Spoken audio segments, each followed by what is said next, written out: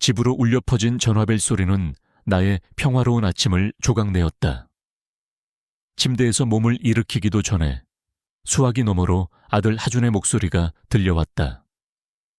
그는 마치 내일 날씨를 이야기하듯 태연하게 내가 30년 동안 모든 것을 바쳐 가꾼 이 집을 팔아야 한다고 말했다.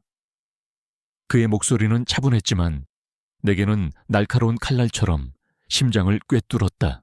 엄마, 다음 달에 집을 내놓을까 해. 요즘 부동산 경기가 좋아서 빨리 팔아야 할 것 같아. 나는 손에 들고 있던 찻잔을 거의 떨어뜨릴 뻔했다. 따뜻한 차가 손가락 사이로 스며들었지만 나는 아무것도 느낄 수 없었다. 내 머릿속은 온통 집을 내놓는다는 하준의 말로 가득 찼다. 이 집은 단순한 건물이 아니었다. 남편 준호와 함께 웃고 울었던 기억, 아이들의 첫걸음, 작은 마당에서 피어나는 꽃들, 이 모든 것이 이 집에 스며들어 있었다. 이 집은 내 삶의 전부나 다름없었다. 하준아, 무슨 소리니? 갑자기 집을 판다니. 내 목소리는 떨렸다. 믿을 수 없다는 듯이 꿈이라고 생각하고 싶었다. 하지만 하준의 다음 말은 그 꿈을 산산조각 내기에 충분했다. 엄마, 이제 이 큰 집은 엄마 혼자 살기에 너무 넓고 불편하잖아. 관리하기도 힘들고. 그래서 서윤이랑 내가 의논했는데 엄마는 작은 아파트로 옮기시는 게 좋을 것 같아. 우리가 이미 알아본 곳이 있는데 엄마가 편하게 지내실 수 있는 곳이야. 편하게 지내실 수 있는 곳이라니. 그 말은 마치 내가 이미 늙고 쓸모 없어진 짐처럼 들렸다. 그는 나의 의견을 묻지도 않고 일방적으로 모든 것을 결정하고 있었다. 내 심장은 갈갈이 찢어지는 듯 아팠다. 나는 이 집에서 평생을 보낼 줄 알았다. 준호가 떠난 후에도, 아이들이 모두 독립한 후에도 이 집은 나를 지탱하는 유일한 버팀목이었다. 그런데 이제는 그것마저 빼앗으려 한다니. 내가 왜 작은 아파트로 가야 하니? 나는 이 집이 편한데 불편한 거 하나도 없어. 나는 애써 침착한 목소리를 내려고 했지만 내 목소리에는 이미 분노와 슬픔이 뒤섞여 있었다. 엄마, 현실적으로 생각해봐. 이 집 유지비도 만만치 않고 엄마도 이제 나이가 있는데 혼자 청소하고 관리하는 것도 힘드시잖아. 이건 다 엄마를 위한 결정이야. 우리가 알아본 아파트는 새로 지은 곳이라 시설도 좋고 동네도 조용해서 엄마가 좋아할 거야. 하준은 여전히 냉정하고 이성적이었다. 그는 내 감정에는 조금도 관심이 없는 듯했다. 오직 효율과 편리만을 이야기할 뿐이었다. 나는 한숨을 쉬었다. 이 순간 나는 깨달았다. 그들에게 나는 더 이상 존경받는 어머니가 아니었다. 그저 처리해야 할 문제이자 관리해야 할 짐일 뿐이었다. 엄마, 왜 말이 없어? 동의하는 거지? 그럼 다음 주에 부동산에 연락해서 집 보러 오는 날짜 잡을게. 엄마는 그냥 우리 말대로 하면 돼. 하준의 마지막 말은 내게 비수처럼 박혔다. 엄마는 그냥 우리 말대로 하면 돼. 이 문장은 지난 수십 년간 내가 가족을 위해 희생하며 살아온 삶을 한순간에 부정하는 말이었다. 나는 반평생을 그들의 그림자처럼 살았다.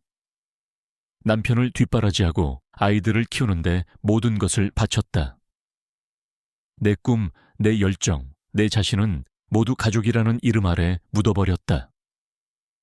그런데 이제 와서 나는 그저 말대로 하면 되는 존재라니. 전화를 끊자 나는 그 자리에 멍하니 서 있었다. 손안의 휴대폰은 싸늘하게 식어 있었다. 창밖으로는 따뜻한 햇살이 쏟아지고 새들이 지저귀는 소리가 들려왔지만 내 마음속은 한겨울처럼 차갑고 황량했다.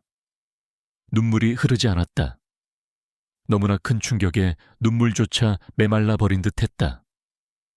나는 벽에 기댄 채 숨을 몰아쉬었다. 가슴 속에서 먹먹한 통증이 밀려왔다. 나는 민혜. 올해로 50대 중반의 평범한 주부이다. 서울 외곽의 조용한 주택가에서 남편 준호와 결혼하여 30년 가까이 살아왔다. 이 집은 준호와 내가 결혼할 때 처음 마련한 보금자리였다. 처음에는 작은 아파트였지만 준호가 사업을 시작하고 성공하면서 이 넓은 주택으로 이사 올 수 있었다. 나는 집을 가꾸고 아이들을 키우는데 모든 것을 바쳤다. 큰아들 하주는 대기업에 다니는 엘리트 사원이고 딸 서유는 대학 졸업 후 작은 회사를 다니고 있다. 겉으로 보기에는 남부러울 것 없는 화목한 가정이었다. 준호는 항상 나를 존중하고 사랑해 주었고 아이들도 착하고 공부도 잘했다. 나는 내가 세상에서 가장 행복한 여자라고 믿었다. 하지만 3년 전 준호가 갑작스러운 심장마비로 세상을 떠나면서 모든 것이 변했다.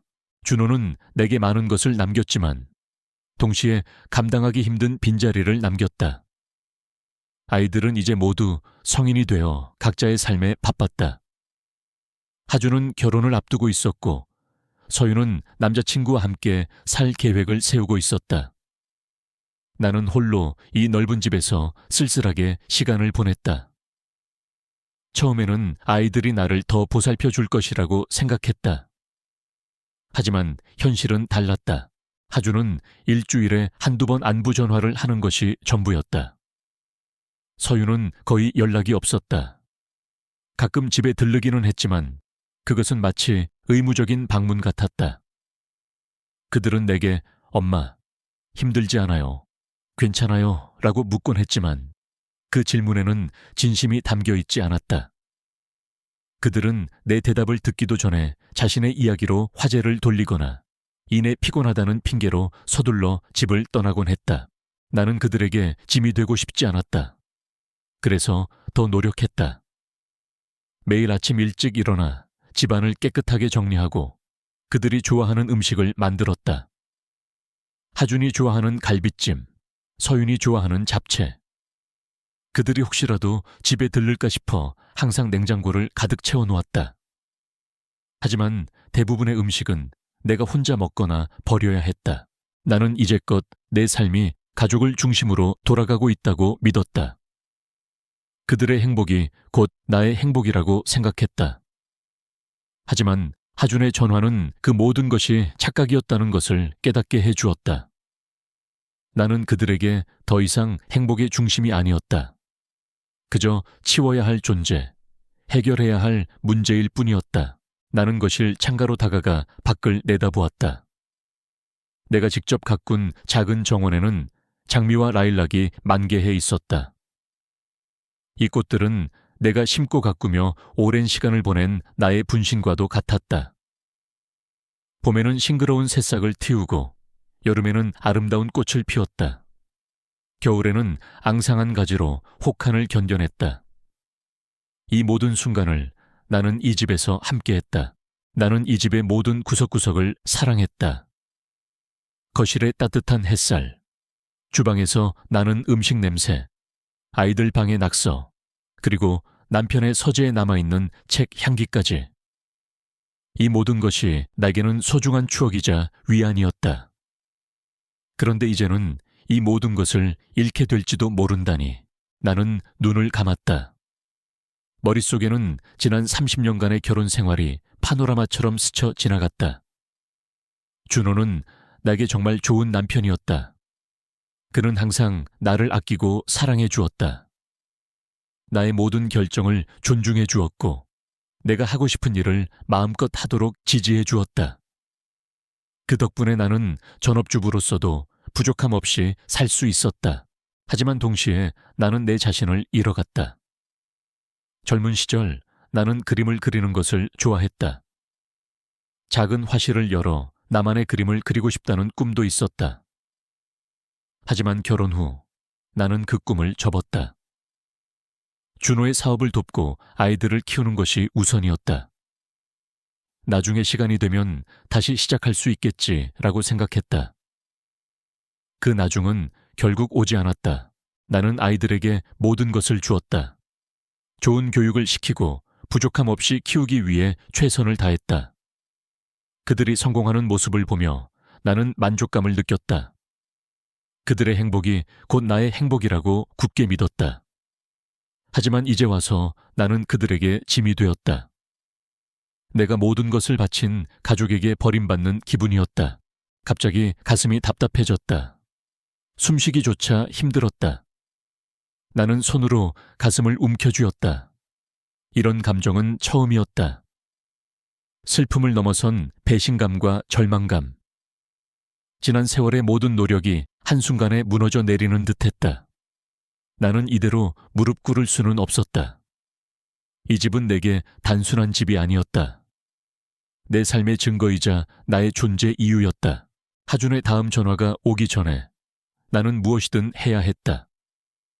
이 상황을 그대로 받아들일 수는 없었다. 나는 무릎 꿇는 대신 싸울 준비를 해야 했다. 하지만 어떻게, 무엇부터 시작해야 할지 막막했다. 내 삶에서 이런 상황은 처음이었다. 나는 항상 누군가의 보호 아래 있었다. 아버지, 그리고 남편. 이제는 아무도 나를 보호해줄 사람이 없었다. 나는 침대 옆 작은 탁자에 놓인 가족 사진을 바라보았다. 환하게 웃고 있는 준호와 아이들의 모습. 그 사진 속에는 행복과 사랑이 가득했다. 하지만 지금의 나는 그 사진 속에 내가 아니었다. 나는 더 이상 순진하고 행복한 주부가 아니었다. 나는 외롭고 상처받고 그리고 무엇보다도 분노에 차 있었다. 이 분노는 나를 움직이는 원동력이 될 것이다. 나는 이대로 당하고만 있지 않을 것이다. 나는 내 삶을 되찾을 것이다. 비록 혼자라고 할지라도. 나는 나 자신을 믿어야 했다. 준호가 떠난 지 3년. 우리 집은 겉으로 보기엔 여전히 아름다웠다. 창문으로 쏟아지는 햇살은 반짝였고 거실 한편에 놓인 피아노는 여전히 윤기가 흘렀다. 벽에 걸린 가족 사진은 마치 영원한 행복을 약속하는 듯했다. 하지만 나는 알고 있었다. 이 집의 화려한 외관 뒤에 숨겨진 깊은 공허함을. 그 공허함은 준호가 떠난 후부터 시작되었다. 처음에는 아이들이 그 빈자리를 채워줄 것이라고 믿었다. 하준은 자주 찾아와 나를 위로했고 서윤도 매주 전화를 걸어 안부를 물었다. 나는 그들의 따뜻함에 기댔고 언젠가 이 슬픔이 잦아들 것이라고 생각했다. 하지만 시간이 흐를수록 아이들은 각자의 삶에 바빠졌고 나의 외로움은 더욱 깊어졌다. 그들은 이제 성인이었다. 하준은 결혼을 준비했고 서윤은 남자친구와 동거를 시작했다. 그들은 자신들의 미래를 설계하느라 나를 잊어버린 것 같았다. 그들의 전화는 점점 뜸해졌고 집에 들르는 횟수도 눈에 띄게 줄었다. 가끔씩 오는 전화나 방문은 마치 의무를 이행하는 것처럼 느껴졌다. 그들은 나의 안부를 묻기보다는 자신의 근황을 이야기하거나 혹은 내게 무엇인가를 부탁하기 위해 찾아오곤 했다. 하준의 전화 이후 나는 지난 3년간의 삶을 되돌아보았다. 나는 그저 이 집에 홀로 남아 그들의 그림자를 쫓는 삶을 살고 있었다. 이 넓은 집은 내게 더 이상 따뜻한 안식처가 아니었다. 그것은 마치 나를 가두는 차가운 감옥과도 같았다. 나는 매일 아침 눈을 뜨면 아이들이 혹시라도 찾아올까 하는 막연한 기대로 집안을 쓸고 닦았다. 그들이 좋아하는 음식을 만들었고 냉장고를 그들의 취향에 맞게 채워 넣었다. 하지만 그들이 찾아오는 일은 거의 없었다. 내가 정성껏 만든 음식은 대부분 나의 식탁에서 외롭게 식어갔다. 어느 날은 서윤이 오랜만에 집에 들렀다. 그녀는 남자친구와 동거하는 집의 인테리어를 위해 내게 조언을 구하러 온 것이었다. 나는 딸의 행복한 모습에 기뻐하며 그녀가 좋아하는 잡채와 불고기를 만들어 주었다. 서윤은 허겁지겁 음식을 먹으며 역시 엄마가 해주는 밥이 최고야 라고 말했다. 나는 그 말 한마디에 모든 피로가 사라지는 듯했다. 하지만 그녀는 식사를 마치자마자 급한 약속이 있다며 서둘러 집을 떠났다. 그녀가 떠난 후 나는 텅 빈 식탁을 바라보며 깊은 공허함을 느꼈다. 그녀는 내게 밥을 먹기 위해 온 것이 아니라 그저 자신의 필요를 채우기 위해 잠시 들른 것뿐이었다. 하준도 마찬가지였다. 그는 결혼을 준비하며 내게 많은 것을 요구했다. 신혼집 인테리어에 대한 조언, 예단 비용에 대한 부담, 그리고 예비 며느리와의 만남. 나는 아들의 행복을 위해 기꺼이 모든 것을 감당했다. 나는 그들이 원하는 모든 것을 해주었다. 하지만 정작 그들은 나의 안녕에는 관심이 없었다. 내가 외로워하는지, 내가 힘들어하는지에 대해서는 한 번도 진심으로 물어본 적이 없었다. 나는 그들이 나를 사랑한다고 믿었다. 하지만 이제 와서 생각해보니 그들의 사랑은 조건부였다. 내가 그들에게 유용한 존재일 때만 그들은 나를 찾았다. 내가 그들에게 도움이 되지 않는 순간 그들은 나를 외면했다. 하준의 전화는 그들의 본심을 적나라하게 보여주었다. 그들에게 이 집은 더 이상 우리 가족의 소중한 역사가 담긴 곳이 아니었다. 그것은 그저 그들이 상속받을 재산이었고 그 재산을 처분하여 그들의 미래를 위한 발판을 마련하는 것이 그들의 진짜 목적이었다. 나는 지난 세월 나 자신을 잃어버린 채 살아왔다. 남편과 아이들을 위해 나의 꿈과 열정을 희생했다. 젊은 시절 나는 화가를 꿈꾸었다. 하지만 결혼 후 나는 그 꿈을 접었다. 가족을 위해 헌신하는 것이 나의 사명이라고 생각했다. 나는 그들에게 완벽한 어머니이자 아내이고 싶었다. 그래서 나는 나를 잊어버리고 살았다. 나의 이름은 민혜가 아니라 하준 엄마, 서윤 엄마, 준호 아내가 되어버렸다. 준호가 살아있을 때는 그래도 괜찮았다. 그는 나의 희생을 인정하고 나를 사랑해 주었다. 그는 내가 가끔 외로움을 느낄 때마다 당신이 내게 가장 소중한 사람이야 라고 말해 주었다. 하지만 준호가 떠난 후 나는 나의 존재 이유를 잃어버렸다. 나는 마치 텅 빈 껍데기처럼 이 집에 홀로 남겨졌다. 하준의 전화가 나를 깨웠다. 그것은 단순히 집을 팔겠다는 통보가 아니었다. 그것은 지난 30년간의 나의 삶이 얼마나 허망했는지를 보여주는 잔인한 진실이었다. 나는 더 이상 이대로 침묵하고 있을 수 없었다. 나는 나를 되찾아야 했다. 나는 하준 엄마나 서윤 엄마가 아닌 미네로서의 삶을 살고 싶었다. 나는 거실 창가로 다가가 밖을 내다보았다. 작은 정원에는 여전히 라일락꽃이 아름답게 피어 있었다. 그 꽃은 내가 가장 좋아하는 꽃이었다. 준호는 내가 라일락 향기를 좋아한다는 것을 알고 결혼기념일마다 라일락 꽃다발을 선물해주곤 했다. 나는 그 꽃을 보며 미소를 지었다. 하지만 그 미소는 곧 슬픔으로 변했다. 이 모든 것이 곧 사라질 것이라고 생각하니 가슴이 아팠다. 나는 이 집에서 벗어나고 싶었다. 이 집은 더 이상 내게 따뜻한 안식처가 아니었다. 그것은 나를 외롭게 만들고 나의 존재를 깎아내리는 공간이 되었다. 나는 이 집에서 도망쳐야 했다. 하지만 동시에 이 집을 빼앗기고 싶지 않았다. 이 집은 나의 삶의 모든 흔적이 담긴 곳이었다. 나는 이 집을 지켜야만 했다. 나는 복잡한 감정 속에서 멍하니 창밖을 바라보았다. 그때 내 눈에 들어온 것은 낡은 나무 상자 하나였다. 그것은 내가 젊은 시절 그림 도구를 보관하던 상자였다. 준호가 나를 위해 직접 만들어준 상자였다. 나는 그 상자를 열어보았다. 먼지가 쌓인 상자 안에는 낡은 스케치북과 물감, 그리고 붓이 들어있었다. 30년이 넘는 세월 동안 나는 이 상자를 잊고 살았다.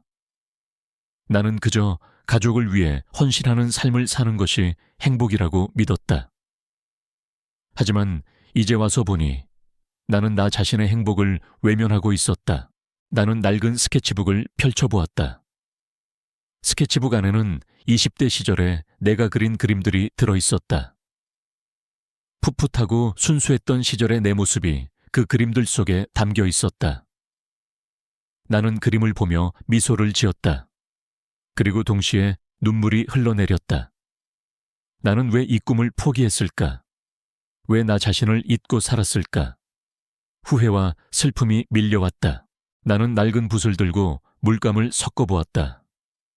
손끝에서 느껴지는 차가운 물감의 감촉이 낯설었다. 하지만 동시에 익숙했다.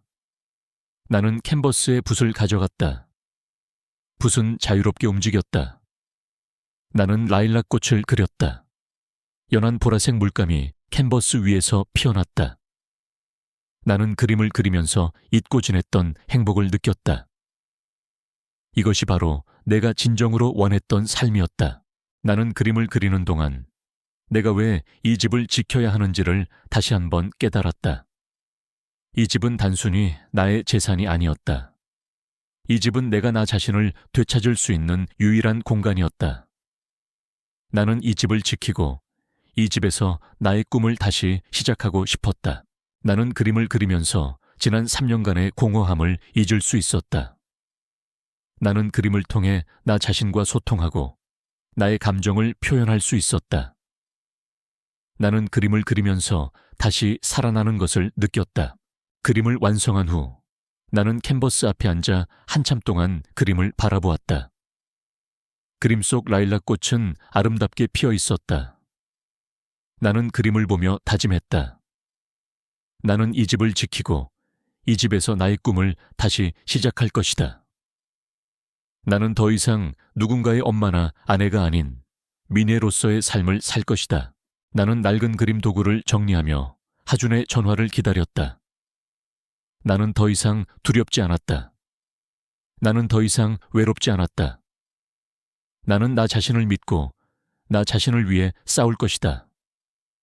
나는 다시 시작할 수 있다. 나는 나비처럼 다시 태어날 것이다.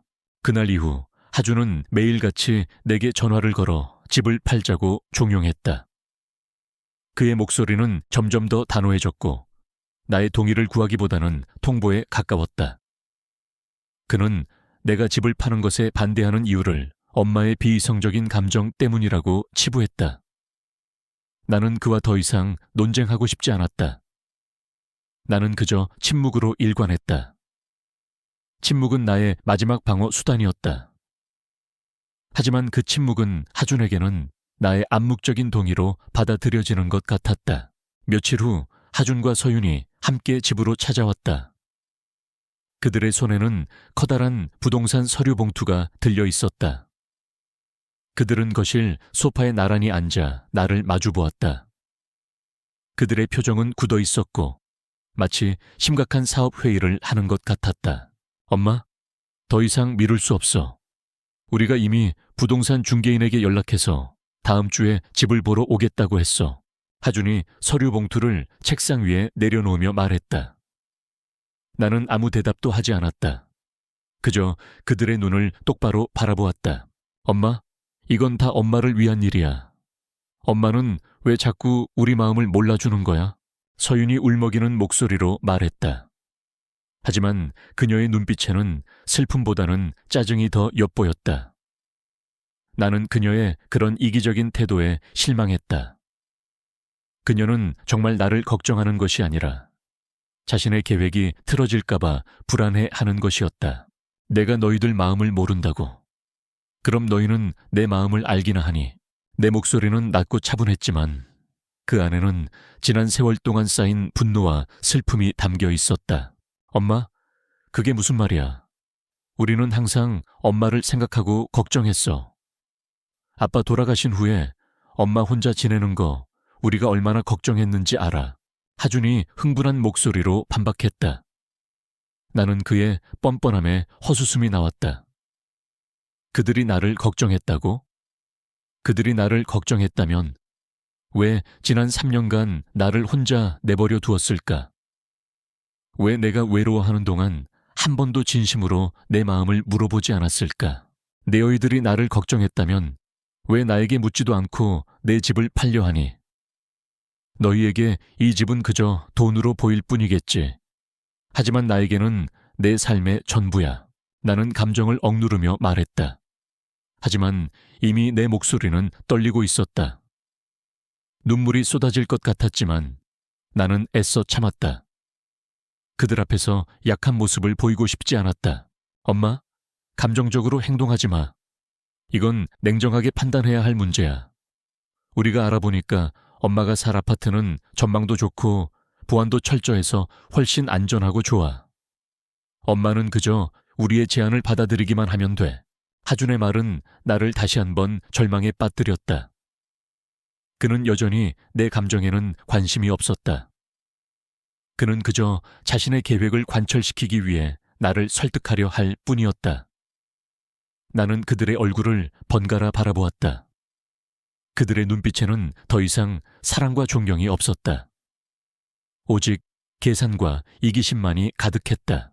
나는 너희들의 제안을 받아들일 수 없어. 이 집은 팔지 않을 거야.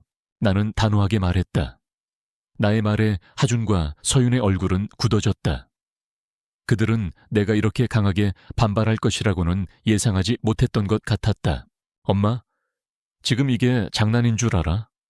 이 집이 어떤 집인지 알아? 이 집에는 아빠가 돌아가시기 전에 남겨놓은 대출금이 아직 남아있어. 우리가 이걸 해결하려면 집을 팔 수밖에 없다고 하준이 소리쳤다. 나는 그 말에 충격을 받았다. 준호가 대출금을 남겨놓았다고. 준호는 사업가였지만 항상 재정 관리를 철저히 했다. 그는 내게 한 번도 돈 문제로 걱정을 시킨 적이 없었다. 나는 그의 말에 믿을 수 없다는 표정을 지었다. 무슨 대출금? 준호는 내게 한 번도 그런 말을 한 적이 없어. 너희들 무슨 소리 하는 거야? 나는 의심스러운 눈빛으로 하준을 바라보았다. 하준은 내 눈빛에 당황한 듯 시선을 피했다. 그게 아빠가 사업을 확장하면서 대출을 좀 받으셨나 봐. 엄마한테는 말씀 안 하셨나 보네. 우리도 최근에 알게 된 거야. 하준은 서툰 거짓말을 늘어놓기 시작했다. 그의 말을 믿을 수 없었다.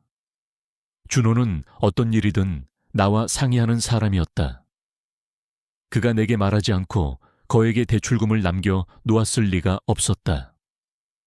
나는 그들의 말에 숨겨진 비밀이 있다는 것을 직감했다. 나는 너희들 말 믿지 못하겠어. 이 집은 팔지 않을 거야. 그리고 무슨 대출금인지 내가 직접 알아볼 거야. 나의 단호한 태도에 하준과 서윤은 더 이상 나를 설득하려 하지 않았다. 그들은 분노와 실망이 뒤섞인 표정으로 집을 나섰다. 그들이 떠난 후 나는 거실에 홀로 남아 텅 빈 공간을 바라보았다. 그들의 말은 내게 깊은 상처를 남겼지만 동시에 나를 움직이게 하는 원동력이 되었다. 나는 더 이상 이대로 가만히 있을 수 없었다. 나는 당장이라도 준호가 남겨놓은 서류들을 찾아보고 싶었지만 무엇부터 시작해야 할지 막막했다. 그때 내 눈에 들어온 것은 오래된 앨범이었다. 앨범을 펼치자 젊은 시절에 나와 준호가 함께 찍은 사진들이 들어있었다. 그 사진들 속에서 나는 20대 시절에 나를 만났다. 나는 그림을 그리는 것을 좋아했고 작은 화실을 열어 나만의 그림을 그리고 싶다는 꿈을 가지고 있었다. 앨범의 마지막 장에는 내가 젊은 시절에 그렸던 그림 한 장이 들어있었다. 그 그림은 내가 가장 좋아하는 라일락 꽃을 그린 그림이었다. 그림은 풋풋하고 미숙했지만 그 안에는 나의 열정과 희망이 가득 담겨 있었다. 나는 그 그림을 보며 잠시 잊고 지냈던 나의 꿈을 떠올렸다. 나는 그림을 그리는 것을 좋아했다. 대학에서 미술을 전공하고 싶었지만 아버지의 반대로 포기해야 했다. 그리고 준호와 결혼한 후 나는 그 꿈을 완전히 잊고 살았다. 나는 남편과 아이들을 위해 희생하는 것이 나의 행복이라고 믿었다. 나는 그림을 가만히 내려다보며 생각했다.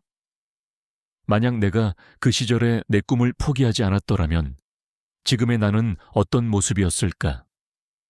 아마도 나는 화실에서 그림을 그리며 나만의 삶을 살고 있었을 것이다. 하지만 나는 나의 꿈을 포기하고 가족을 위해 희생했다. 그리고 그 희생은 결국 돌아온 것이 배신이었다. 나는 그림을 조심스럽게 꺼내어 벽에 걸었다. 낡은 그림은 벽에 걸리자마자 마치 생명을 얻은 듯 빛을 발하는 것 같았다. 나는 그림을 보며 나 자신에게 약속했다. 나는 더 이상 누군가를 위해 희생하지 않을 것이다. 나는 나를 위해 살 것이다. 나는 낡은 그림 도구를 다시 꺼내어 그림을 그리기 시작했다. 서툰 분놀림이었지만 나는 그림을 그리는 동안 행복했다. 그림을 그리는 동안 나는 내가 살아있다는 것을 느꼈다. 나는 그림을 통해 나의 감정을 표현하고 나의 슬픔과 분노를 쏟아냈다. 그림을 그리는 동안 나는 한 가지 중요한 사실을 깨달았다.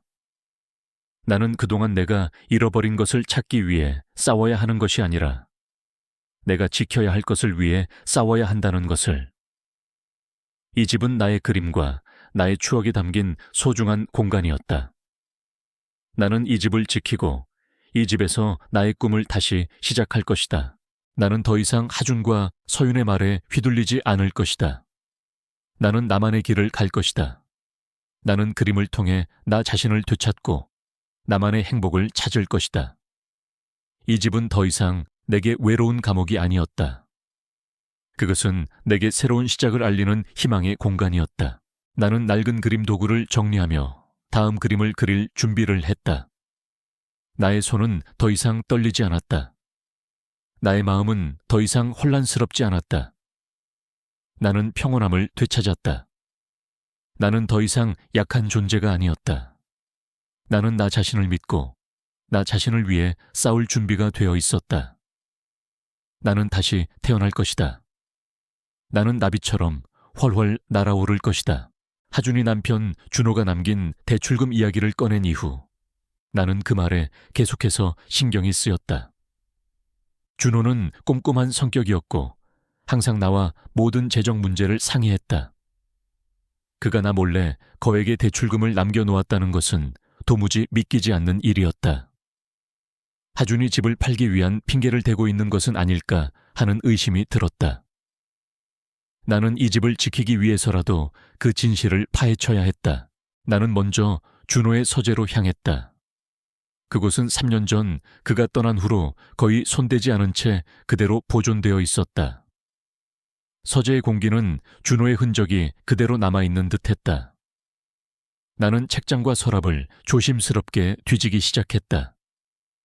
낡은 서류 봉투, 오래된 영수증, 그리고 준호가 직접 썼던 일기장까지. 나는 모든 것을 꼼꼼하게 살펴보았다. 준호는 생전의 사업 관련 서류들을 깔끔하게 정리해두곤 했다. 나는 그 서류들 속에서 하준이 말했던 대출금에 대한 단서를 찾을 수 있을 것이라고 생각했다. 하지만 아무리 찾아봐도 대출금에 관한 서류는 보이지 않았다. 대신 나는 준호의 일기장 속에서 이상한 점을 발견했다. 일기장의 한 부분에는 하준이가 또 돈을 요구했다. 이제 더 이상 줄 돈이 없는데 서윤이도 걱정이다. 아이들이 왜 이렇게 변해버렸을까라는 내용이 적혀 있었다. 나는 그 글을 읽고 충격에 빠졌다. 하준이 준호에게 돈을 요구했다고? 왜? 나는 계속해서 서류들을 뒤졌다. 그러다가 나는 책상 서랍 깊숙한 곳에서 낡은 통장 하나를 발견했다. 그것은 준호가 생전에 사용하던 통장이었다. 나는 통장을 열어보았다. 통장에는 지난 10년간의 거래 내역이 빼곡하게 적혀 있었다. 나는 거래 내역을 꼼꼼하게 살펴보았다. 처음에는 별다른 이상한 점을 발견하지 못했지만 마지막 몇 년간의 거래 내역을 보다가 나는 숨을 멈추었다. 통장에는 매달 거액의 돈이 사업 자금이라는 명목으로 인출되고 있었다. 그 금액은 점점 늘어났고 마지막에는 거의 전 재산을 털어가는 수준이었다. 나는 그 돈이 어디로 갔는지 알아보기 위해 준호의 다른 서류들을 뒤졌다. 그러다가 나는 부동산 거래 계약서라는 서류를 발견했다.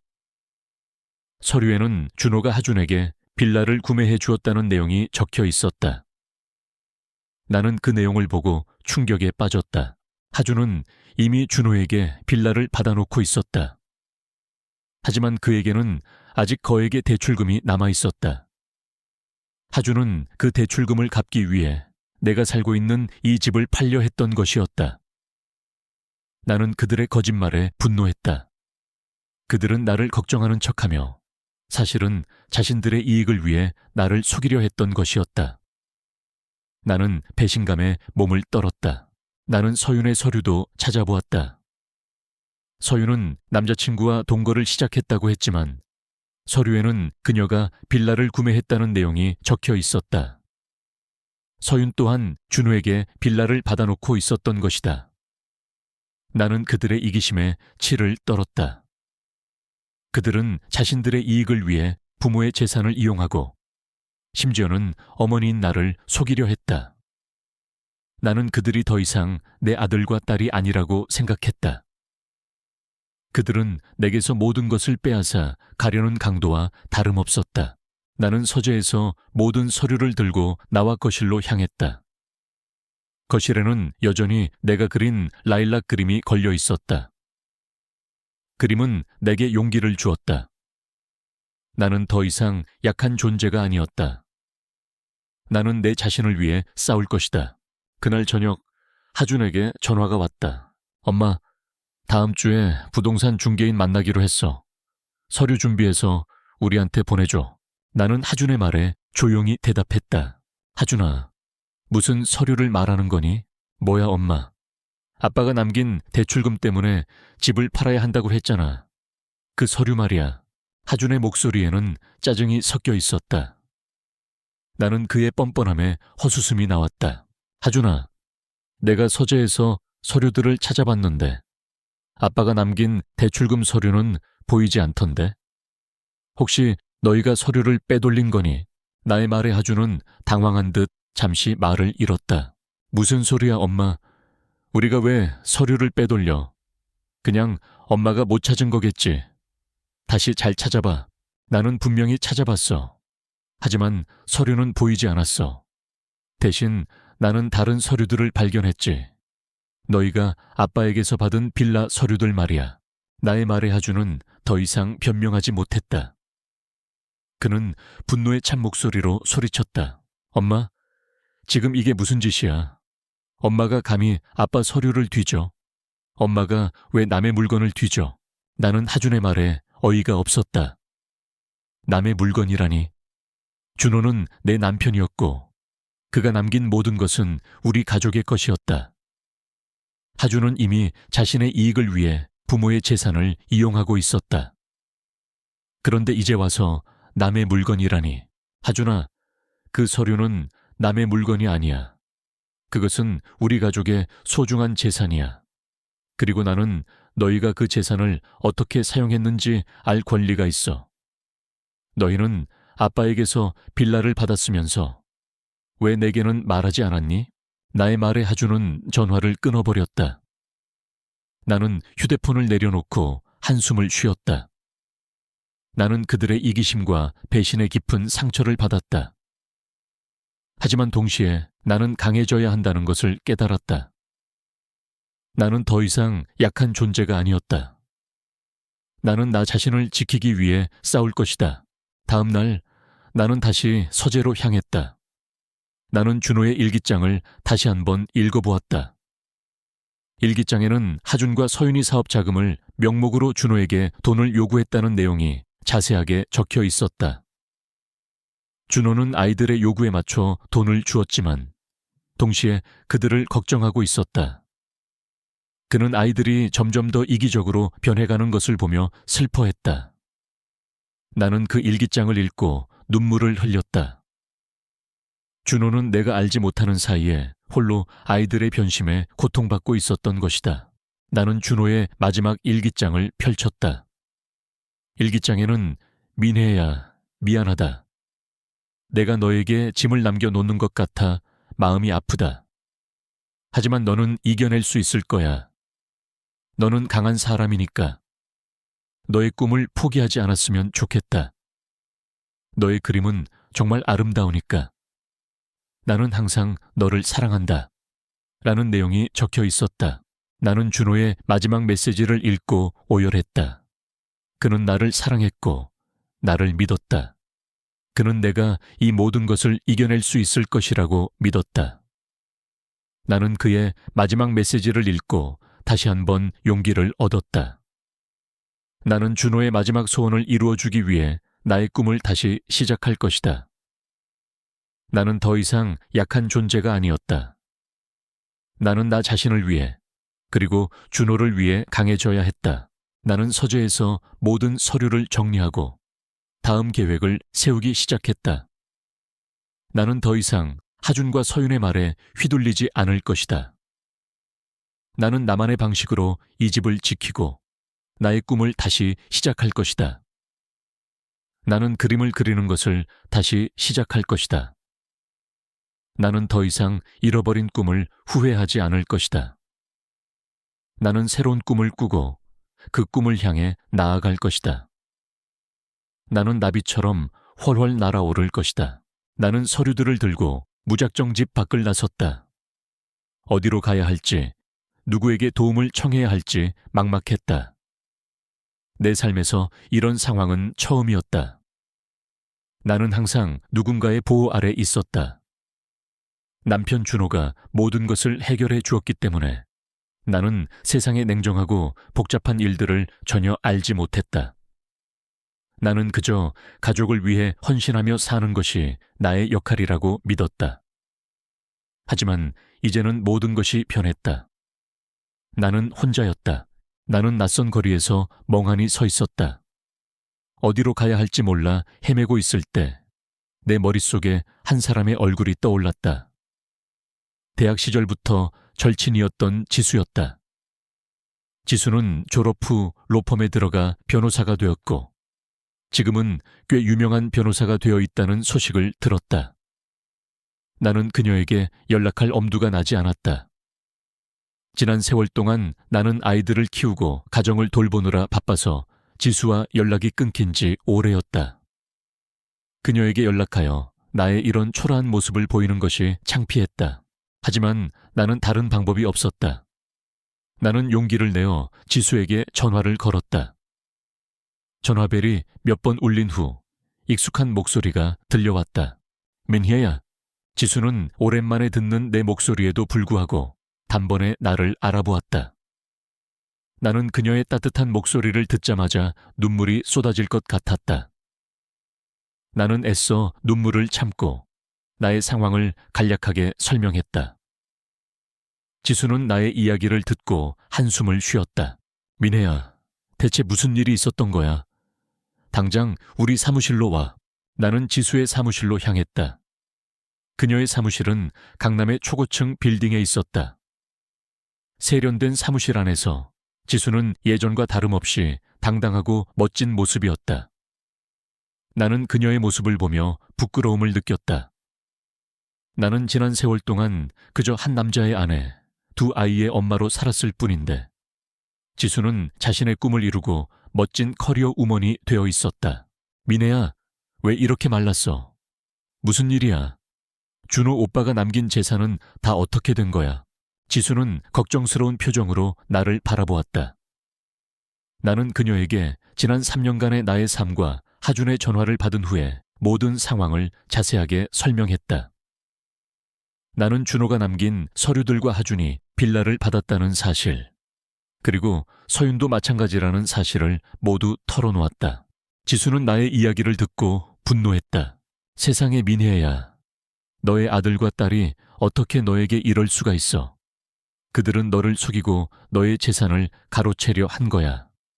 이건 명백한 사기야. 나는 지수의 말에 눈물을 흘렸다. 나는 그들의 행동이 사기라는 것을 직감했지만 지수의 입을 통해 듣자 더욱더 현실적으로 와닿았다. 지수는 내가 가져온 서류들을 꼼꼼하게 검토하기 시작했다.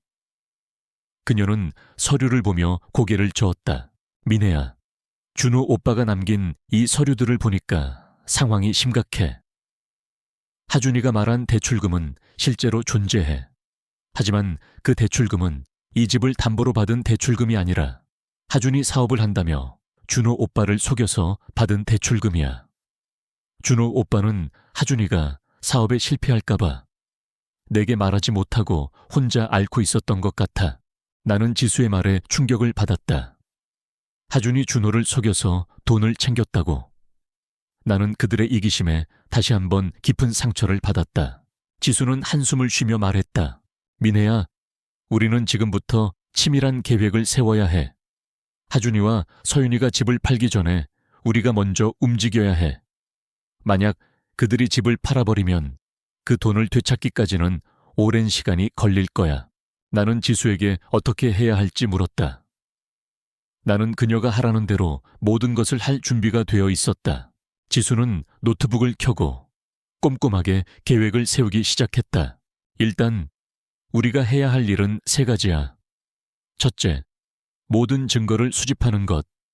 하준이와 서윤이가 너에게 집을 팔자고 종용했던 모든 전화통화 녹음, 그리고 네가 발견한 서류들. 이 모든 것이 우리가 법정에서 승리할 수 있는 중요한 증거가 될 거야. 둘째, 그들의 자금 흐름을 막는 것. 그들이 너의 동의 없이 집을 팔기 전에 우리는 이 집에 대한 소유권 분쟁을 제기하여 거래를 중지시켜야 해. 셋째, 이혼 소송과 함께 그들의 사기 행위에 대한 형사 고발을 하는 것. 이혼 소송이라니. 나는 지수의 말에 충격을 받았다. 지수야, 이혼 소송이라니. 나는 아직 결혼 상태인데. 민혜야, 준호 오빠는 이미 세상을 떠났어. 하지만 너의 자식들이 너를 상대로 사기 행위를 벌이려 했고, 너는 이제 더 이상 그들과 함께 살 수 없어. 너는 너의 삶을 되찾아야 해. 이혼 소송은 너의 삶을 다시 시작하는 첫걸음이 될 거야. 지수의 말에 나는 한참 동안 아무 말도 하지 못했다. 이혼 소송이라니. 나는 한 번도 이혼을 생각해 본 적이 없었다. 하지만 지수의 말처럼 나는 더 이상 그들과 함께 살 수 없었다. 나는 나의 삶을 되찾아야 했다. 나는 지수의 계획에 따르기로 했다. 나는 더 이상 약한 존재가 아니었다. 나는 나 자신을 위해 싸울 것이다. 지수는 내게 녹음기를 건네주며 말했다. 민혜야, 앞으로 하준이와 서윤이가 너에게 전화를 걸거나 찾아오면 무조건 녹음해. 그리고 그들의 말 한마디 한마디를 놓치지 마. 그들의 모든 말은 우리가 법정에서 승리할 수 있는 중요한 증거가 될 거야. 나는 지수의 말에 고개를 끄덕였다. 나는 녹음기를 손에 쥐고 집으로 돌아왔다. 집에 도착하자 하준에게서 전화가 왔다. 엄마, 부동산 중개인에게 연락해서 다음 주에 집 보러 오겠다고 했어. 서류 준비해줘. 나는 하준의 목소리를 듣자마자 녹음기를 켰다. 하준아, 무슨 서류를 말하는 거니? 너희가 말한 대출금 서류는 내가 아무리 찾아봐도 보이지 않던데. 엄마, 내가 분명히 있다고 했잖아. 그냥 엄마가 못 찾은 거겠지. 엄마는 그냥 우리가 하라는 대로 하면 돼. 괜히 골치 아프게 생각하지 말고. 하준의 말은 여전히 나를 무시하고 있었다. 나는 그의 말을 녹음하며 분노를 사겼다. 하준아, 내가 묻고 싶은 게 있어. 너는 왜 아빠에게서 빌라를 받았으면서 내게는 말하지 않았니? 그리고 서윤이도 마찬가지 아니니? 나의 말에 하준은 당황한 듯 잠시 말을 잃었다. 그리고 이내 분노의 찬 목소리로 소리쳤다.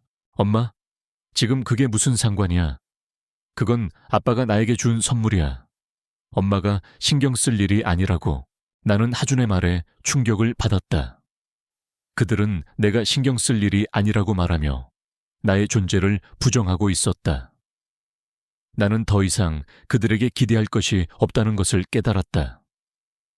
그들은 더 이상 나의 자식이 아니었다. 나는 전화를 끊고 녹음 파일을 지수에게 보냈다. 지수는 녹음 파일을 듣고 나서 내게 문자를 보냈다. 민혜야, 잘했어. 이제부터 시작이야. 우리는 반드시 이길 거야. 나는 지수의 문자를 보고 미소를 지었다. 나는 더 이상 혼자가 아니었다. 지수가 나의 곁에 있었다. 나는 용기를 얻었다. 나는 침대 옆 작은 탁자에 놓인 가족 사진을 바라보았다. 환하게 웃고 있는 준호와 아이들의 모습. 하지만 나는 더 이상 그 사진 속의 내가 아니었다. 나는 더 이상 약한 존재가 아니었다. 나는 나 자신을 위해 싸울 것이다. 나는 나의 삶을 되찾을 것이다. 나는 나비처럼 훨훨 날아오를 것이다. 하준과 서윤은 내가 그들의 계획을 이미 알고 있다는 사실을 전혀 눈치채지 못한 채 부동산 중개인과 함께 집으로 찾아왔다. 그들의 얼굴에는 마치 전쟁에서 승리한 장수처럼 자신감이 넘쳐 흘렀다. 나는 그들을 현관에서 맞이하며 평소와 다름없이 온화한 미소를 지었다. 나의 미소에 그들은 안심한 듯 중개인과 함께 거실로 들어섰다. 부동산 중개인은 집안 곳곳을 둘러보며 정말 좋은 집이네요. 이런 집은 금방 팔립니다와 같은 말을 연신 내뱉었다. 하준과 서윤은 중개인의 말에 고개를 끄덕이며 흡족한 표정을 지었다. 그들은 마치 이 집이 이미 자신들의 것이라도 된 듯 행동했다. 나는 그들의 뻔뻔함에 헛웃음이 나왔지만 애써 감정을 억눌렀다. 지금은 때가 아니었다. 중개인이 모든 설명을 마친 후 하준은 내게 서류에 서명하라고 요구했다. 그는 서류를 내밀며 엄마, 이제 서명만 하시면 돼요. 모든 절차는 우리가 알아서 할게요 라고 말했다. 그의 목소리에는 이제 더 이상 가식적인 걱정이나 위로가 섞여 있지 않았다. 오직 명령과 지시만이 담겨 있었다. 나는 하준의 말에 조용히 고개를 저었다. 나의 행동에 하준과 서윤, 그리고 중개인은 모두 당황했다. 하준은 당황한 표정으로 나를 바라보며 엄마, 왜 그래요? 서명하면 끝나는 일인데. 왜 자꾸 일을 복잡하게 만들려고 해요? 라고 말했다. 나는 하준의 말에 조용히 미소를 지었다. 그리고 내 가방에서 미리 준비해둔 서류 봉투를 꺼냈다. 서류 봉투 안에는 내가 지수와 함께 준비한 모든 증거가 담겨 있었다. 준호의 일기장, 하준과 서윤이 준호에게서 빌라를 받은 서류, 그리고 하준이 준호에게 대출금을 요구했던 거래 내역까지. 나는 이 모든 것을 하준과 서윤의 눈앞에 내려놓았다. 하준아, 내가 왜 이 서류에 서명해야 하니? 이 집은 너희가 말하는 것처럼 아빠의 대출금을 갚기 위한 것이 아니잖아. 이 집은 너희의 탐욕을 채우기 위한 것이잖아. 나의 말에 하준과 서윤의 얼굴은 하얗게 질렸다. 그들의 눈빛에는 더 이상 자신감이 없었다. 오직 당황과 공포만이 가득했다. 중개인은 상황이 심각해졌다는 것을 직감하고 조용히 자리를 피했다. 엄마, 그게 무슨 말도 안 되는 소리야. 우리가 언제 탐욕을 채우려고 했다고 그래? 엄마, 지금 제정신이 아니지. 서윤이 울먹이는 목소리로 소리쳤다. 하지만 나는 그녀의 말을 믿지 않았다. 그녀의 눈빛에는 두려움이 가득했다. 그녀는 자신의 거짓말이 들통날까봐 두려워하고 있었다. 서윤아, 너희들이 왜 내게 거짓말을 했는지 알아. 너희는 내가 멍청하고 아무것도 모르는 줄 알았겠지. 그래서 나를 속이고 이 집을 팔아 너희들의 이익을 챙기려 했겠지. 나는 서윤의 눈을 똑바로 바라보며 말했다. 나의 말에 서윤은 더 이상 아무 말도 하지 못했다. 그녀는 고개를 숙인 채 눈물을 흘렸다. 엄마, 이건 오해야. 우리는 엄마를 속이려고 한 게 아니야. 그냥 엄마가 이 모든 것을 알면 힘들어할까봐 그랬어. 하준이 서툰 변명을 늘어놓기 시작했다. 나는 그의 말에 헛웃음이 나왔다. 나를 걱정했다고? 그들은 나를 걱정한 것이 아니라 자신들의 이익을 위해 나를 무시하고 속였을 뿐이었다. 하준아, 너는 이미 아빠에게서 빌라를 받았잖아. 그런데 왜 이 집까지 팔아서 너희들의 이익을 챙기려 하니? 그리고 서윤아, 너도 마찬가지 아니니? 너희들은 왜 아빠에게서 빌라를 받았으면서 내게는 말하지 않았니? 나의 말에 하준은 더 이상 변명하지 못했다. 그는 얼굴이 빨개져서 분노에 찬 목소리로 소리쳤다. 엄마, 그건 아빠가 나에게 준 선물이야. 엄마가 상관할 바가 아니라고. 나는 하준의 말에 충격을 받았다. 그는 아직도 자신이 무엇을 잘못했는지 전혀 깨닫지 못하고 있었다.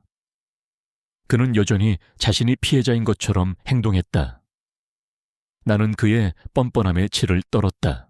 하준아, 너는 아빠에게서 받은 빌라 서류를 내게 숨겼어. 그리고 아빠가 남긴 대출금 서류도 내게 숨겼어. 그리고 이 집을 팔기 위해 내게 거짓말을 했어. 이 모든 것이 너의 탐욕 때문이 아니라고 말할 수 있니?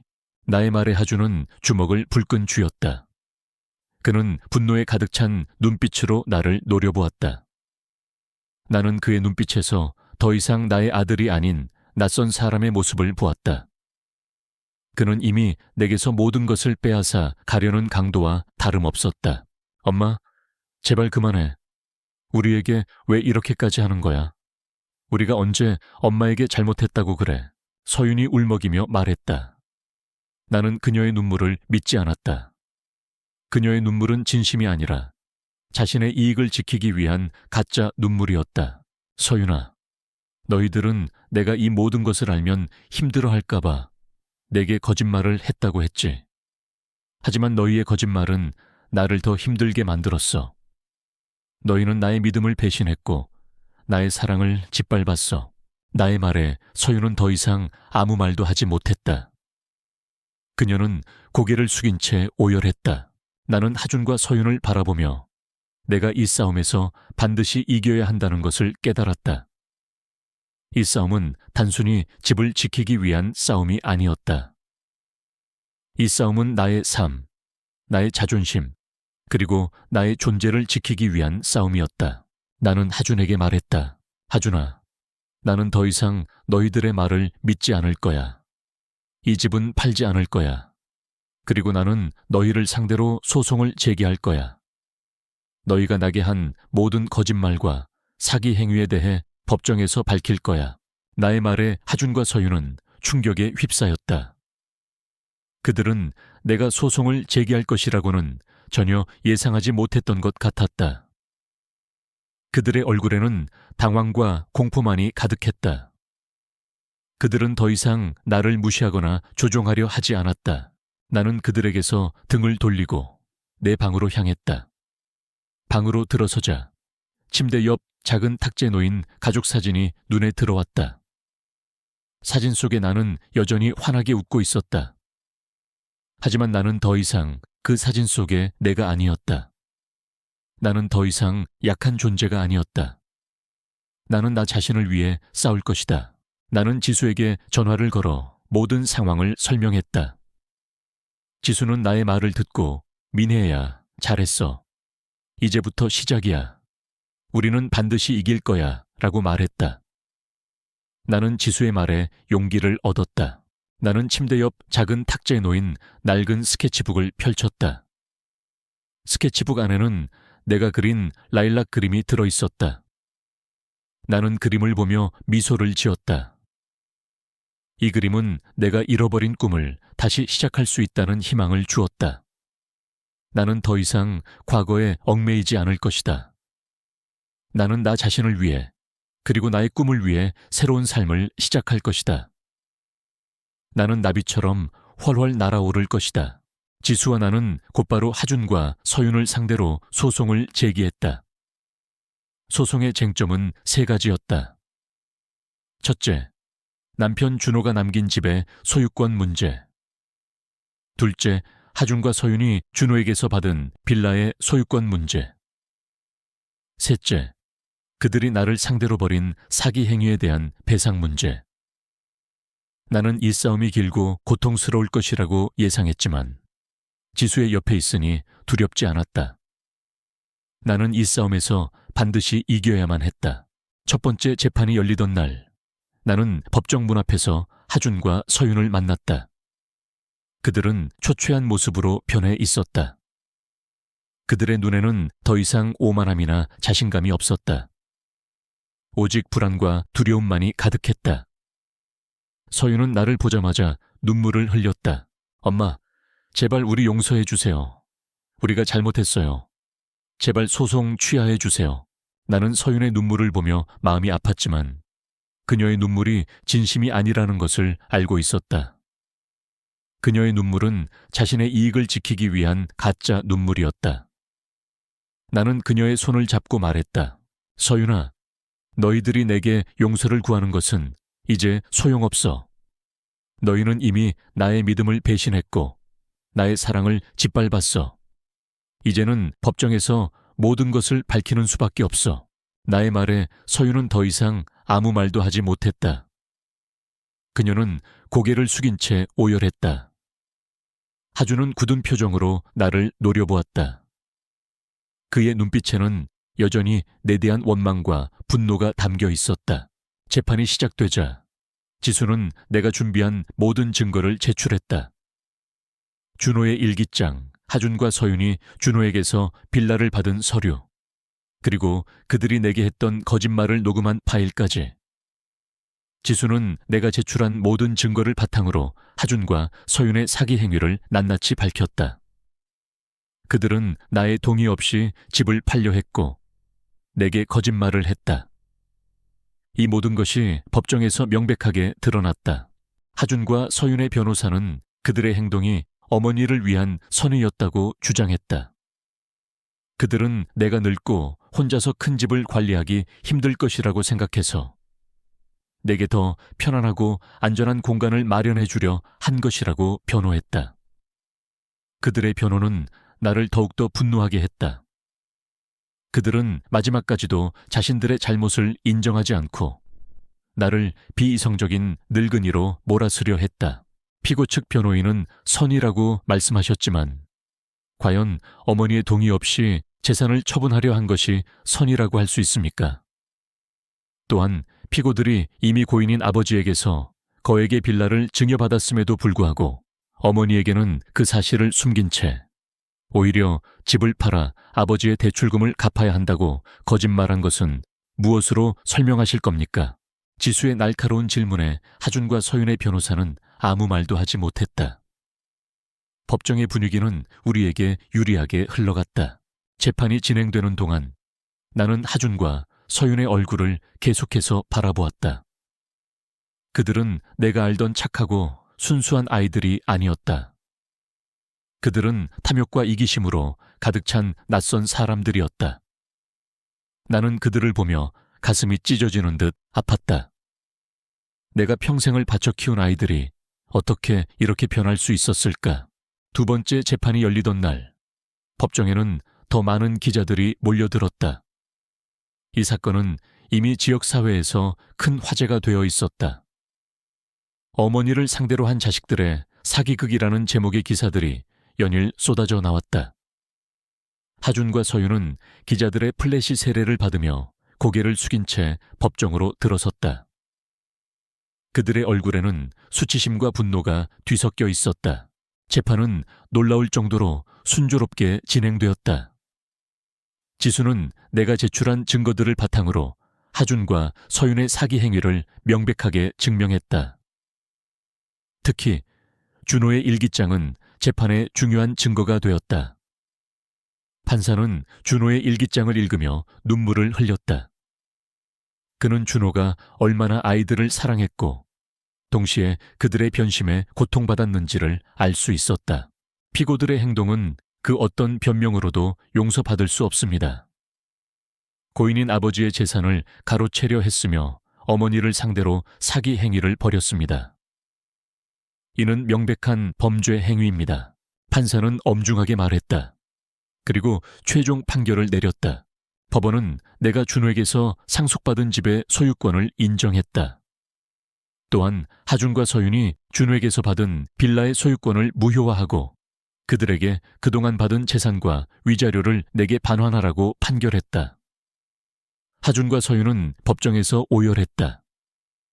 그들은 자신들이 한 일의 결과가 얼마나 참혹한지를 깨달은 것 같았다. 나는 그들의 눈물을 보며 마음이 아팠다. 하지만 나는 그들의 눈물을 믿지 않았다. 그들의 눈물은 진심이 아니라 자신들의 탐욕 때문에 모든 것을 잃게 된 것에 대한 후회와 슬픔이었다. 나는 그들을 용서할 수 없었다. 나는 그들에게서 등을 돌리고 법정을 빠져나왔다. 법정을 나서자 기자들이 내게 몰려들었다. 그들은 내게 소송에 대한 소감과 앞으로의 계획을 물었다. 나는 그들에게 아무 말도 하지 않았다. 나는 그저 조용히 미소를 지으며 법정 밖을 빠져나왔다. 나는 더 이상 그들에게 나의 슬픔이나 분노를 보여주고 싶지 않았다. 나는 이 싸움에서 승리했고, 이제는 나의 삶을 되찾을 준비가 되어 있었다. 법정 밖에서 나는 지수를 만났다. 지수는 나를 꼭 껴안아 주었다. 미네야, 정말 잘했어. 너는 정말 용감했어. 내가 자랑스럽다. 나는 지수의 품에 안겨 눈물을 흘렸다. 이 눈물은 슬픔의 눈물이 아니었다. 이 눈물은 지난 세월의 고통과 상처를 씻어내는 해방의 눈물이었다. 나는 이 눈물을 흘리며 지난 세월의 모든 것을 털어내고 새로운 삶을 시작할 준비가 되었다는 것을 느꼈다. 나는 지수와 함께 집으로 돌아왔다. 집은 여전히 조용했다. 하지만 이제는 그 고요함이 외롭지 않았다. 나는 이 집에서 나의 새로운 삶을 시작할 것이다. 나는 이 집에서 그림을 그리고 나 자신을 사랑하며 살 것이다. 나는 더 이상 누군가의 엄마나 아내가 아닌 나 자신으로서의 삶을 살 것이다. 나는 내 방으로 돌아와 낡은 스케치북을 펼쳤다. 스케치북 안에는 내가 그린 라일락 그림이 들어있었다. 나는 그림을 보며 미소를 지었다. 이 그림은 내가 잃어버린 꿈을 다시 시작할 수 있다는 희망을 주었다. 나는 더 이상 과거에 얽매이지 않을 것이다. 나는 새로운 꿈을 꾸고 그 꿈을 향해 나아갈 것이다. 나는 나비처럼 훨훨 날아오를 것이다. 법정에서 승리했지만 내 마음속의 공허함은 쉬이 채워지지 않았다. 이 집은 이제 온전히 내 것이었지만 모든 구석구석에 남겨진 준호의 흔적과 아이들의 배신이 나를 짓눌렀다. 나는 이 집에서 더 이상 평안을 느낄 수 없었다. 이 집은 내게 승리의 전리품이 아니라 고통스러운 과거의 박물관과 같았다. 나는 며칠 밤낮으로 고민했다. 지수는 내가 이 집에서 계속 살기를 바랐지만 나는 그럴 수 없었다. 이 집을 보면 준호가 내게 남긴 짐과 아이들의 이기심이 떠올랐다. 나는 과거의 그림자에 갇힌 채 살고 싶지 않았다. 나는 이 집을 떠나 온전히 나만의 힘으로 새로운 삶을 시작해야 했다. 나는 마침내 결심했다. 이 집을 팔기로. 나는 이 집을 팔아 얻은 돈으로 새로운 터전을 마련하고 나의 꿈을 다시 시작할 것이다. 나는 더 이상 누군가의 아내나 엄마가 아닌 나 자신으로서의 삶을 살 것이다. 나는 지수에게 나의 결정을 알렸다. 지수는 나의 결정에 놀랐지만 이내 나를 이해해 주었다. 미네야, 내 마음이 편해지는 대로 해. 네가 원하는 대로 하는 게 맞아. 나는 네가 어떤 결정을 내리든 항상 네 편이야. 지수의 말에 나는 위로를 받았다. 나는 지수에게 부탁하여 집을 팔아달라고 했다. 지수는 능숙하게 부동산 중개인에게 연락했고 며칠 후 집은 예상보다 높은 가격에 팔렸다. 나는 집을 팔아 얻은 돈을 보며 마음이 복잡했다. 이 돈은 준호와 함께 힘들게 모은 돈이자 아이들의 배신으로 얻은 돈이었다. 나는 이 돈을 헛되이 쓰고 싶지 않았다. 이 돈으로 나는 나의 꿈을 이루고 나만의 삶을 살 것이다. 나는 집을 팔고 나서 작은 아파트를 구했다. 아이들이 내게 권했던 화려한 고층 아파트가 아니었다. 햇살이 잘 드는 조용한 주택가에 있는 작은 아파트였다. 이 아파트는 크지는 않았지만 내게는 완벽한 공간이었다. 나는 이 아파트에서 나의 꿈을 다시 시작할 것이다. 나는 이사하는 날 하준과 서윤에게 연락했다. 그들은 내가 집을 팔았다는 소식을 듣고 충격을 받은 듯했다. 그들은 내게 미안하다며 다시 돌아와 달라고 애원했다. 하지만 나는 그들의 애원을 무시했다. 나는 더 이상 그들에게 휘둘리지 않을 것이다. 나는 그들에게서 모든 것을 잃었지만 동시에 나 자신을 되찾았다. 하준아, 서윤아, 이제는 각자의 삶을 살자. 너희들은 너희들의 삶을 살고 나는 나의 삶을 살 거야. 더 이상 나를 찾아오지 마. 나의 말에 하준과 서윤은 더 이상 아무 말도 하지 못했다. 나는 그들과의 연락을 끊고 새로운 아파트로 이사했다. 새로운 아파트의 내부는 마치 깨끗한 도화지와 같았다. 나는 이 공간을 온전히 나만의 색깔로 채워나갈 것이다. 나는 먼저 창가에 작은 화분을 놓았다. 화분에는 내가 가장 좋아하는 라일락 꽃이 심어져 있었다. 라일락 꽃은 내게 용기와 희망을 주었다. 나는 라일락 꽃을 보며 미소를 지었다. 나는 그동안 잊고 살았던 그림을 다시 그리기 시작했다. 지수는 내게 내 꿈을 다시 시작해봐 라며 그림 도구를 선물해 주었다. 나는 지수의 선물에 감동했다. 나는 그림 도구를 들고 캔버스 앞에 앉았다. 서툰 분놀림이었지만 나는 그림을 그리는 동안 행복했다. 그림을 그리는 동안 나는 내가 살아있다는 것을 느꼈다. 나는 그림을 통해 나의 감정을 표현하고 나의 슬픔과 분노를 쏟아냈다. 캔버스 위에는 라일락 꽃이 피어나고 나의 희망이 피어났다. 나는 그림을 그리면서 지난 세월의 상처를 치유했다. 그림은 내게 새로운 삶을 시작할 용기를 주었다. 나는 그림을 그리는 것 외에도 새로운 취미를 만들었다. 나는 매일 아침 동네 공원을 산책하고 요리 학원에 다니며 새로운 요리를 배웠다. 나는 낯선 사람들과 어울리며 새로운 친구를 사귀었다. 그들은 내가 과거에 어떤 삶을 살았는지 전혀 알지 못했다.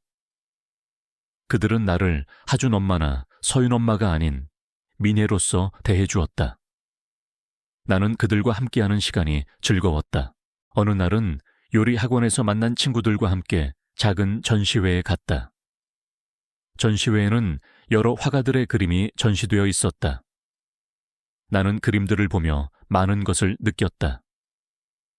그림은 단순히 아름다운 풍경을 담는 것이 아니었다. 그림은 화가의 감정과 생각을 담는 것이었다. 나는 그림을 보며 나만의 그림을 그리고 싶다는 열망을 느꼈다. 나는 전시회를 보고 돌아온 후 밤늦게까지 그림을 그렸다. 나는 라일락 꽃을 그렸다. 하지만 이번에는 예전의 그림과는 달랐다.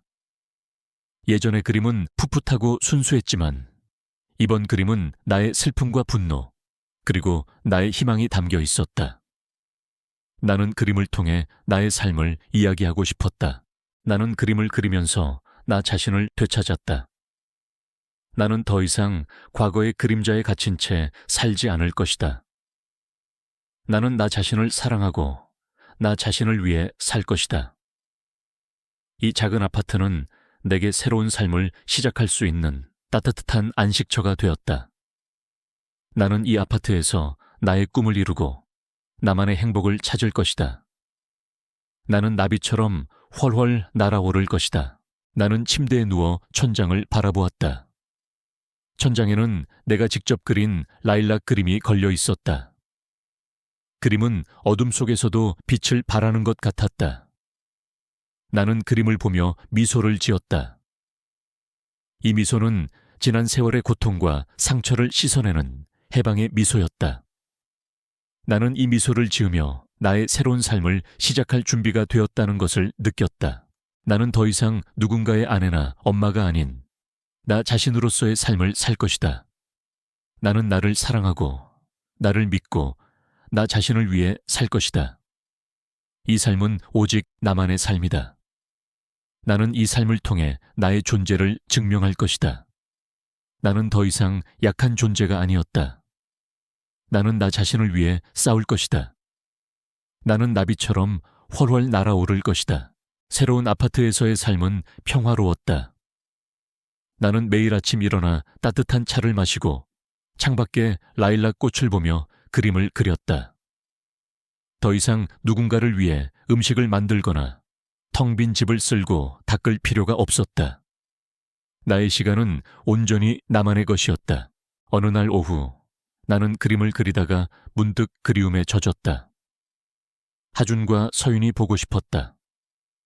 그들이 내게 했던 모든 거짓말과 배신은 여전히 내 마음의 깊은 상처로 남아 있었지만 동시에 그들은 내가 평생을 바쳐 키운 나의 아이들이었다. 나는 그들을 용서하고 싶었다.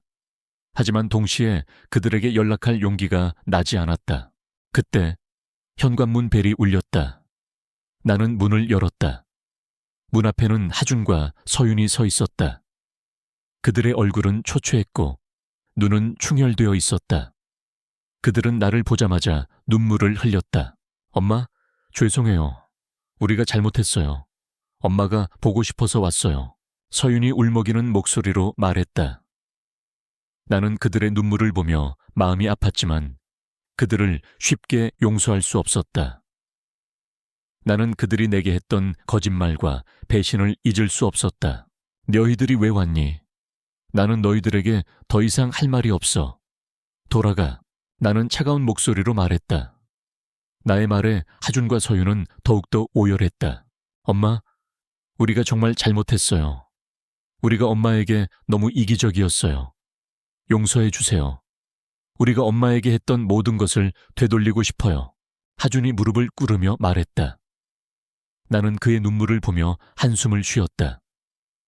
나는 그들이 진심으로 후회하고 있다는 것을 느꼈다. 하지만 나는 그들을 쉽게 용서할 수 없었다. 그들이 내게 준 상처는 너무나 깊었다. 하준아, 서윤아, 너희들이 내게 용서를 구하는 것은 이제 소용없어. 너희들은 이미 나의 믿음을 배신했고 나의 사랑을 짓밟았어. 나는 너희들을 용서할 수 없어. 돌아가. 나는 단호하게 말했다. 나의 말에 하준과 서윤은 더 이상 아무 말도 하지 못했다. 그들은 고개를 숙인 채 오열했다. 나는 그들을 뒤로 하고 문을 닫았다. 문이 닫히자 나는 벽에 기대어 주저앉았다. 눈물이 쏟아져 내렸다. 이 눈물은 슬픔의 눈물이 아니었다. 이 눈물은 지난 세월의 고통과 상처를 씻어내는 해방의 눈물이었다.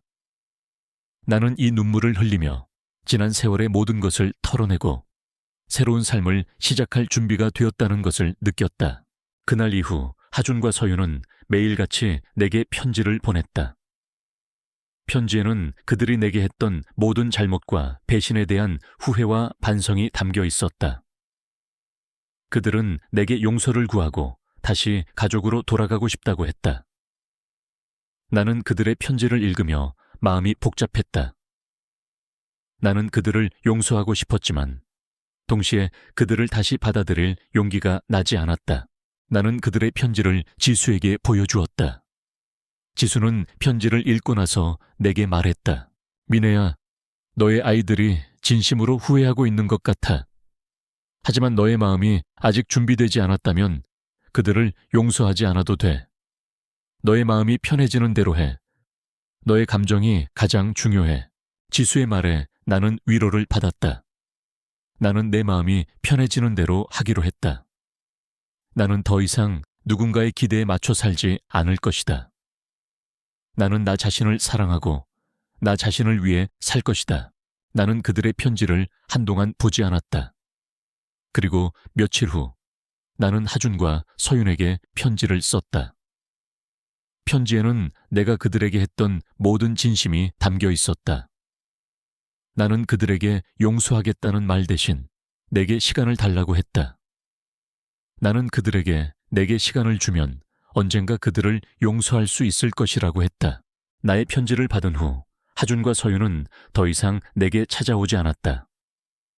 그들은 내게 시간을 주었다. 나는 그들의 편지를 읽으며 그들이 나를 존중하고 있다는 것을 느꼈다. 그들은 더 이상 나를 무시하거나 조종하려 하지 않았다. 그들은 내게 시간을 주었다. 나는 그들에게 시간을 주면서 나 자신에게도 시간을 주었다.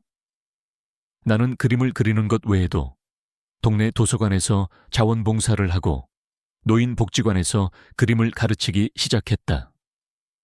나는 나만의 삶을 살면서 동시에 다른 사람들에게도 도움을 주는 삶을 살았다. 나는 내가 살아있다는 것을 느꼈다. 나는 그림을 가르치는 동안 많은 것을 배웠다. 나는 나보다 나이가 많은 어르신들에게 그림을 가르치면서 그들의 삶의 지혜와 경험을 들었다. 그들은 나의 그림을 칭찬하고 내게 용기를 주었다. 나는 그들과 함께하는 시간이 행복했다. 어느 날은 한 할머니께서 내게 선생님은 정말 행복해 보이세요. 선생님의 그림에는 따뜻함이 가득해요. 라고 말씀하셨다. 나는 그 말에 눈물이 핑 돌았다.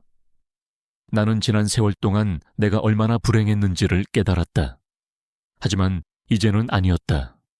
나는 행복했다. 나는 나의 삶을 살고 있었기 때문에 나는 그날 밤 늦게까지 그림을 그렸다. 나는 라일락 꽃을 그렸다. 이번 그림은 예전의 그림과는 달랐다. 예전의 그림은 슬픔과 분노가 담겨 있었지만 이번 그림은 희망과 행복이 담겨 있었다. 나는 그림을 통해 나의 삶을 이야기하고 싶었다. 나는 그림을 그리면서 하준과 서윤을 용서할 수 있다는 것을 깨달았다. 나는 그들을 용서하고 나의 삶을 살 것이다. 나는 더 이상 그들에게 얽매이지 않을 것이다. 나는 나 자신을 위해 그리고 나의 꿈을 위해 새로운 삶을 시작할 것이다. 나는 나비처럼 훨훨 날아오를 것이다. 나는 침대에 누워 천장을 바라보았다. 천장에는 내가 직접 그린 라일락 그림이 걸려 있었다. 그림은 어둠 속에서도 빛을 발하는 것 같았다. 나는 그림을 보며 미소를 지었다. 이 미소는 지난 세월의 고통과 상처를 씻어내는 해방의 미소였다. 나는 이 미소를 지으며 나의 새로운 삶을 시작할 준비가 되었다는 것을 느꼈다. 나는 더 이상 누군가의 아내나 엄마가 아닌 나 자신으로서의 삶을 살 것이다. 나는 나를 사랑하고 나를 믿고 나 자신을 위해 살 것이다. 이 삶은 오직 나만의 삶이다.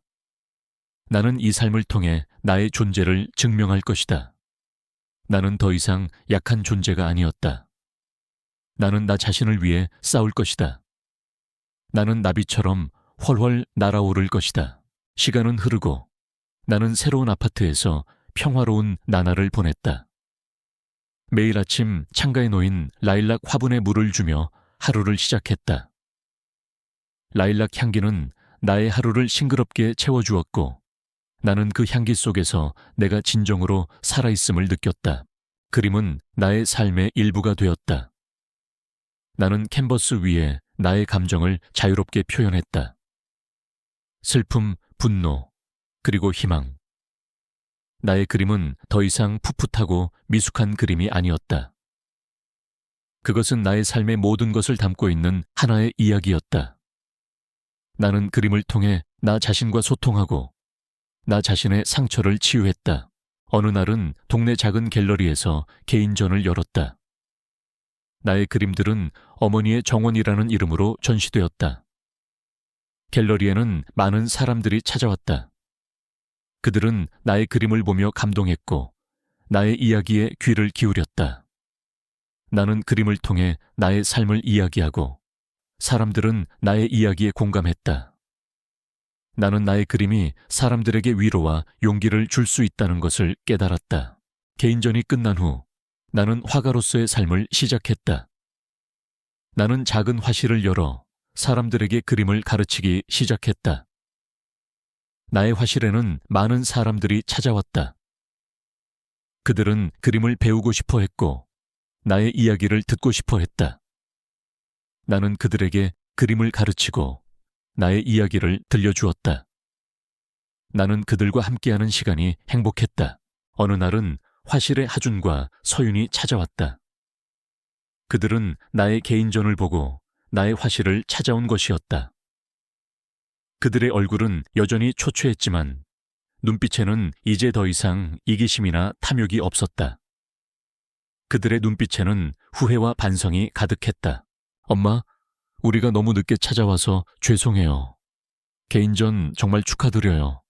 엄마의 그림은 정말 아름다워요. 서윤이 울먹이는 목소리로 말했다. 나는 그들의 눈물을 보며 미소를 지었다. 나는 더 이상 그들을 미워하지 않았다. 나는 그들을 용서했다. 하지만 그것은 내가 그들을 다시 나의 삶으로 받아들인다는 의미는 아니었다. 그것은 내가 그들을 용서함으로써 나 자신의 상처를 치유하고 나 자신의 평화를 되찾는다는 의미였다. 고맙다. 너희들이 와줘서 기쁘다. 이제는 너희들의 삶을 살렴. 나는 나의 삶을 살 테니. 나의 말에 하준과 서윤은 더 이상 아무 말도 하지 못했다. 그들은 고개를 숙인 채 눈물을 흘렸다. 나는 그들을 뒤로 하고 그림을 그렸다. 그들은 내가 그림을 그리는 모습을 보며 한참 동안 서 있었다. 그리고 이내 조용히 화실을 떠났다. 그들이 떠난 후 나는 그림을 계속 그렸다. 나의 그림 속에는 라일락꽃이 만개했다. 이 라일락꽃은 이제 더 이상 슬픔이나 분노의 꽃이 아니었다. 그것은 나의 희망, 나의 자유, 그리고 나의 사랑을 상징하는 꽃이었다. 나는 그림을 통해 나의 삶을 이야기하고 나의 삶을 사랑하게 되었다. 며칠 후 하준에게서 편지가 왔다. 편지에는 그들의 삶에 대한 이야기가 담겨 있었다. 하준은 회사에서 해고당한 후 작은 공방을 차려 목공예를 시작했다고 했다. 서윤은 남자친구와 헤어진 후 새로운 일을 시작했다고 했다. 그들은 이제 더 이상 부모의 재산에 의존하지 않고 스스로의 힘으로 삶을 살아가고 있었다. 나는 그들의 편지를 읽으며 미소를 지었다. 그들은 이제야 비로소 어른이 된 것 같았다. 나는 하준과 서윤에게 답장을 썼다. 편지에는 내가 그들을 용서했다는 말과 함께 그들의 새로운 삶을 응원한다는 메시지가 담겨 있었다. 나는 더 이상 그들과의 관계를 끊지 않았다. 나는 그들과의 관계를 새로운 방식으로 재정립했다. 우리는 더 이상 부모와 자식의 관계가 아닌 서로를 존중하고 응원하는 관계가 되었다. 어느 봄날, 나는 창가에 앉아 커피를 마시며 그림을 그렸다. 창밖에는 따스한 햇살이 쏟아지고 라일락꽃이 바람에 흔들리고 있었다. 나는 그림을 그리는 동안 문득 한 가지 생각이 떠올랐다. 준호가 내게 남긴 마지막 메시지. 민혜야, 너는 강한 사람이니까 너의 꿈을 포기하지 않았으면 좋겠다. 나는 항상 너를 사랑한다. 나는 준호의 메시지를 떠올리며 미소를 지었다. 나는 그의 마지막 소원을 이루어 주었다. 나는 나의 꿈을 포기하지 않았고 나 자신을 되찾았다. 나는 더 이상 누군가의 아내나 엄마가 아닌 나 자신으로서의 삶을 살고 있었다. 나는 캔버스 위에 마지막 붓놀림을 했다. 그림은 완성되었다. 그림 속 라일락꽃은 나의 자유와 희망을 상징하는 듯 활짝 피어 있었다. 나는 그림을 보며 미소를 지었다. 이 미소는 지난 세월의 모든 고통과 상처를 씻어내는 해방의 미소였다. 나는 이 미소를 지으며 나의 새로운 삶을 시작할 준비가 되었다는 것을 느꼈다. 나는 나의 삶을 사랑하고 나의 삶을 존경한다. 나의 삶은 더 이상 누군가의 그림자가 아니다. 나의 삶은 나만의 것이다. 나는 이 삶을 통해 나의 존재를 증명할 것이다. 나는 더 이상 약한 존재가 아니었다. 나는 나 자신을 위해 싸울 것이다. 나는 나비처럼 훨훨 날아오를 것이다.